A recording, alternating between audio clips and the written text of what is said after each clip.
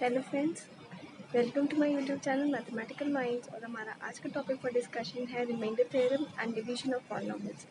The topic is very important for class 9. It's a very important topic. So stay tuned on the video and don't forget to like my channel, subscribe my channel and like the video, and do click on the bell icon so that you can be updated about the upcoming videos. So stay tuned.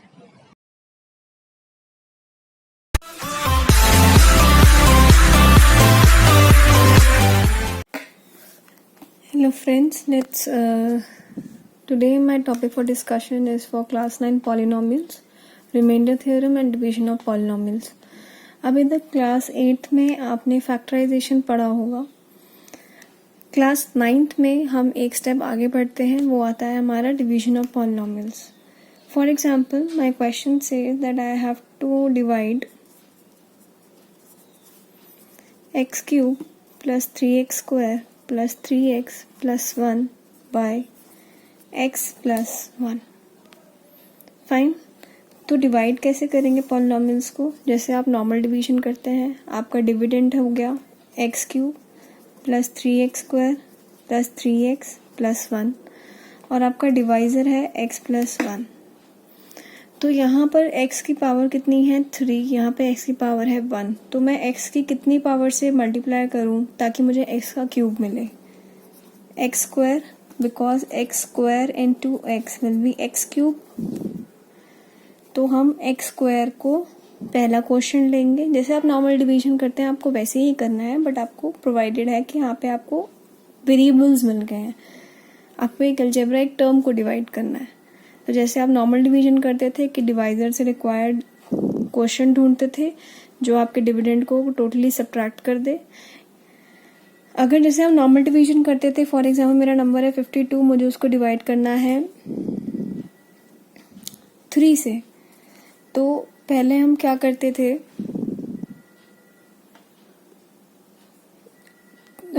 3 को 52 से divide करना है तो first 3 से लिया, subtract किया और answer reminder आया 2. फाइन. तो आपने भी वैसे ही करना है, बट यहाँ पे हमारा जो नंबर है वो अलजेब्रिक एक्सप्रेशंस में डिवाइड हो गया है. तो यहाँ पर तो कम्प्लीटली डिवाइड नहीं होता था, लेकिन हमारे को जब हम डिवीजन में डिवाइड कर रहे हैं we always need to make sure जो हमारा फर्स्ट कोफिशिएंट है वो हमारा टोटली डिवाइड हो जाए. तो डिवाइड हो जाएगा. हम जब फर्स्ट नंबर को, फर्स्ट वेरिएबल को डिवाइड कर रहे हैं, एक्स क्यूब को डिवाइड कर रहे हैं, तो मुझे एंड में 0 ही मिलना चाहिए. मुझे ऐसे ही डिवाइड करना है. फॉर एग्जांपल जैसे अगर मैं x से डिवाइड कर रही हूँ 3x स्क्वायर को, तो इसका कोफिशिएंट है 3, यहाँ पे x, यहाँ पे डिवाइजर क्या है मेरा x. तो मैं इसको 3x से मल्टीप्लाई करूंगी क्योंकि 3x into x will be 3x square. तो आपका जो फर्स्ट कोफिशिएंट है, साथ में अगर आपको 1 दे दिया डिविडेंड में, तो आपका जो फर्स्ट नंबर है, फर्स्ट वेरिएबल टर्म है, वो आपकी टोटली सब्ट्रैक्ट होके आपको आंसर 0 ही चाहिए. तो आप x को x स्क्वायर से मल्टीप्लाई करेंगे. x into x square is x cube. Answer आया. अब x को 1 से मल्टीप्लाई किया क्योंकि पूरे से मल्टीप्लाई करेंगे, तो 1 into x square will B plus x square. Subtract करेंगे तो प्लस माइनस विल बी 0. जब आप सब्ट्रैक्शन करते हैं तो साइंस सारे चेंज हो जाते हैं. आपने एक्स स्क्वायर को सब्ट्रैक्ट किया है तो एक्स स्क्वायर यहाँ पे प्लस है वो माइनस हो जाएगा, तो माइनस का साइन लिखेंगे. 3x square minus x square will B 2x square. बाकी जैसे आप नॉर्मल करते थे बाकी सारी टर्म्स एज इट इज आप नीचे लिख लेंगे. फाइन. अब हमारा नेक्स्ट टर्म है 2x स्क्वायर. हमें 2x स्क्वायर को 0 बनाना है, तो किससे मल्टीप्लाई करेंगे? 2x से. 2x से मल्टीप्लाई करेंगे. क्यों? क्योंकि 2x into x will be 2x square. तो हमारा ये नंबर टोटली कंज्यूम हो जाएगा. तो 2x से मल्टीप्लाई किया हमने. 2x into x is 2x square.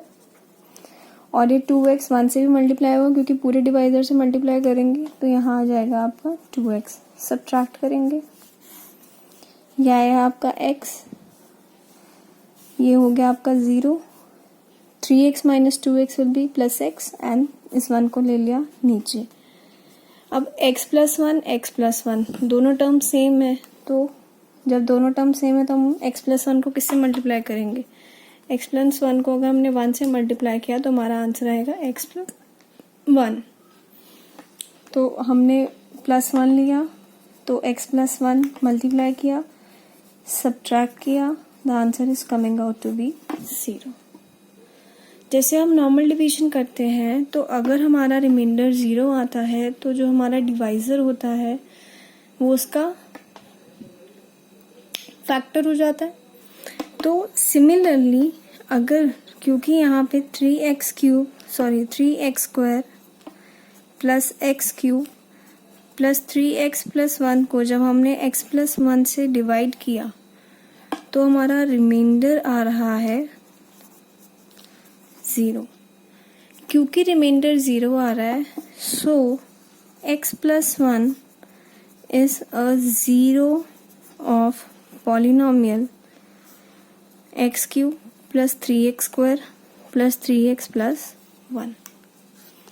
क्योंकि जब हमने किसी नंबर से उसको डिवाइड किया और मेरा रिमाइंडर 0 आ रहा है तो वो उसका क्या हो जाएगा? 0 of a polynomial that it is a factor of that polynomial.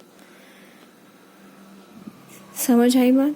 अब बाय चांस आपको बोला जाए आपको ये लॉन्ग डिवीजन नहीं करना, तो आपका अगर मन किया तो आप, कुछ क्वेश्चंस ऐसे भी आते हैं जिसको बोला जाता है use remainder theorem to check whether the given factor is a polynomial of that is a factor of the given polynomial और नॉट।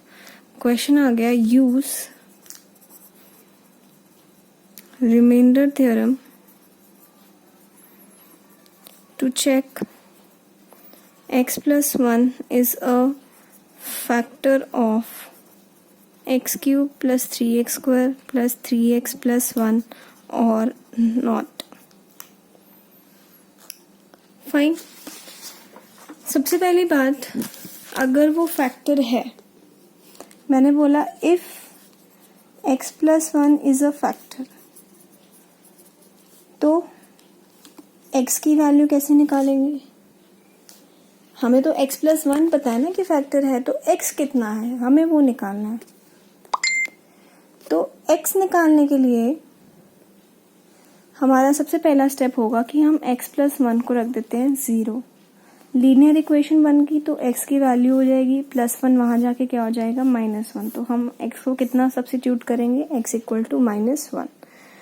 अब मेरा पॉलिनोमियल है x cube plus 3x square plus 3x plus 1। Remainder theorem क्या कहती है कि अगर मैं पॉलिनोमियल में p ऑफ a रख दूं where a is equal to x, ठीक है, अगर a को x रखने पर मेरा p ऑफ a अगर 0 आता है, then x equal to a is the factor of p of x। तो वो जो है उस पॉलिनोमियल का फैक्टर हो जाएगा। रिमाइंडर थ्योरम में अगर हम उसका फैक्टर हो जाएगा पहली चीज, और अगर हमने वो वैल्यू पुट कर दी and the answer is coming out to be 0, तो आपका पहली बात तो फैक्टर हो जाएगा। रिमाइंडर थ्योरम हमारे क्या कहता है कि अगर p ऑफ a में हमने x को a रखा, रिमाइंडर थ्योरम की पहले लिखते हैं statement.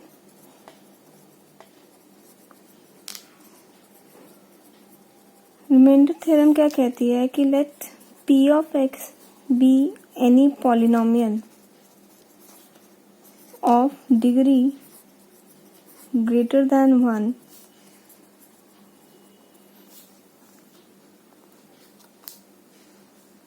and a is any real number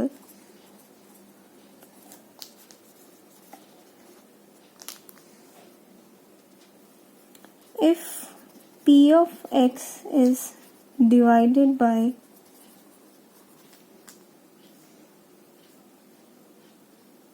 x minus a then the remainder is P of A. That is कि जैसा मेरा एक पॉलिनॉमियल है x cube plus 3x square plus 3x plus 1, मैंने इसे डिवाइड किया x प्लस 1 से, तो जो मेरा रिमाइंडर आएगा whatever is going to be my remainder, वो रिमाइंडर मैं निकाल सकती हूँ p ऑफ -1 से। मतलब मुझे लॉन्ग डिवीजन करने की ज़रूरत नहीं है। मैंने अगर लिखा रिमाइंडर थ्योरम, तो रिमाइंडर थ्योरम का मतलब क्या है कि मैं x की वैल्यू कितनी पुट कर दूंगी -1, फिर मैं p ऑफ -1 निकालूंगी, that is x cube plus 3x square plus 3x plus 1, ये मेरा p ऑफ x है तो मेरा p ऑफ -1 हो जाएगा -1 का क्यूब प्लस 3 ऑफ -1 का square plus 3 of -1 plus 1. This is going to be -1 plus 3 plus 4. The answer is going to be 0. तो मेरा p of 1 जो है 0 आ गया, तो this is my remainder. एक और एग्जांपल लेते हैं. फॉर एग्जांपल मेरा h of x मैंने लिया 2x square plus 3x minus 4. मैंने कहा कि if x equals to -1 what is the remainder. तो आपको लॉन्ग डिवीजन करने की ज़रूरत नहीं है, आप कह सकते हैं by remainder theorem, RT means remainder theorem. आप x को कितना रखेंगे -1, तो h ऑफ -1 आ जाएगा 2 इंटू -1 का होल स्क्वायर प्लस 3 इंटू -1 -4. तो 2 -1 का whole square will be +1 plus 3 into -1 will be -3 and -4. So it is going to be 2 - 3 -4, 2 - 7 -5. तो मेरा रिमाइंडर कितना आया -5. और अगर रिमाइंडर 0 हो जाता तो x इक्वल टू -1 उसका 0 या फिर उसका फैक्टर या फिर उसका रूट कहलाता. लेकिन यहाँ पे रिमाइंडर 0 नहीं है तो वो उसका फैक्टर या उसका 0 नहीं है. तो रिमाइंडर थ्योरम क्या कहती है कि अगर आपको किसी भी पॉलिनॉमियल का रिमाइंडर निकालना है तो वो जो आपको उसका लीनियर डिवाइजर गिवन है उसकी वैल्यू जो आपका न्यूमेरिक जो कांस्टेंट टर्म है उससे उसमें उस x को उस न्यूमेरिक टर्म से रिप्लेस कर दीजिए, p ऑफ a की वैल्यू निकालिए, तो वो जो p ऑफ a आएगा वो आपका क्या होगा रिमाइंडर. अगर आपको वीडियो पसंद आई हो तो लाइक करें और चैनल को सब्सक्राइब करें. नेक्स्ट वीडियो में हम डिस्कस करेंगे क्लास 9 पॉलिनॉमियल्स की आइडेंटिटीज और उनको आइडेंटिटीज को कैसे यूज एंड सॉल्व करना है. Thank you.